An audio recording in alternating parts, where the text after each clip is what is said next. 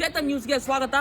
ನಾನಿವತ್ತು 29ನೇ ತಾರೀಕಿನ ಸಂಜೆ ಆ ಒಂದು ಘಟನೆ, ಆ ಒಂದು ಕೃತ್ಯ ನಡೆದಂತ ಜಾಗದಲ್ಲಿದ್ದೇನೆ. ಆ ಸ್ಥಳ ನಿಮ್ಮೆಲ್ಲರಿಗೂ ಗೊತ್ತು, ಚೆನ್ನೈನ ಚಿದಂಬರಂ ಸ್ಟೇಡಿಯಂ. ಫೋಟೋವನ್ನ ಗಮನಿಸಿದ್ರೆ ಗೊತ್ತಾಗುತ್ತೆ ಎಷ್ಟು ಭೀಕರವಾಗಿ ಈ ಕೃತ್ಯವನ್ನ ಎಸಗಿದ್ದಾರೆ ಅಂತ. ಹಿಂದೆ ನೋಡಿ ಎಷ್ಟು ದೊಡ್ಡದಾಗಿ ಹೂರ್ಬಾಗ್ಲು ಮಾಡಿದ್ದಾರೆ, ಎಷ್ಟು ದೊಡ್ಡದಾಗಿ ಹೋಲ್ ಮಾಡಿದ್ದಾರೆ ಅಂತ.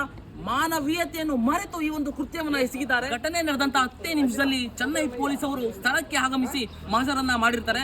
ಘಟನಾ ಸ್ಥಳದಲ್ಲಿ ಪುಡಿ ಪುಡಿಯಾಗಿರುವ ರಾಶಿ ವಿಸಲ್ಗಳು, ಹರಿದಿರುವ ಯೆಲ್ಲೋ ಕಲರ್ ರಾಶಿ ಜರ್ಸಿಗಳು ಮತ್ತು 18ನೇ ನಂಬರ್ನ ಕೆಂಪು ಜರ್ಸಿಯೊಂದು ಘಟನಾ ಸ್ಥಳದಲ್ಲಿ ದೊರೆತಿದೆ. ನಮ್ಮೊಟ್ಟಿಗೆ ಸ್ಥಳೀಯರಿದ್ದಾರೆ, ಅವ್ರೇನ್ ಹೇಳ್ತಾರೆ ಕೇಳೋಣ. ಸರ್, ಸುಮಾರು 7-7:30 ಹೊತ್ತಿಗೆ ಜೋರಾಗಿ ವಿಸಿಲ್ ಸೌಂಡು, ಕೂಗೋ ಸೌಂಡು ಕೇಳ್ತಾ ಇತ್ತು. ಆಮೇಲೆ ವಿಸಿಲ್ ಸೌಂಡೇ ಬರಲಿಲ್ಲ, ಬಟ್ ಕೊನೆಯಲ್ಲಿ ಅಲ್ತಾರೋ ಸೌಂಡು, ಎದೆ ಬಡ್ಕೊಂಡು ಗೋಲಾಡೋ ಸೌಂಡು ಕೇಳಿ ಬರ್ತಿತ್ತು ಸರ್. ಸ್ಥಳೀಯರು ಹೇಳೋ ಪ್ರಕಾರ ಸಿಂಹ ತಾನಾಗೆ ಕೊಟ್ಟಿದೆ ಅಂತ ಹೇಳ್ತಾ ಇದ್ದಾರೆ.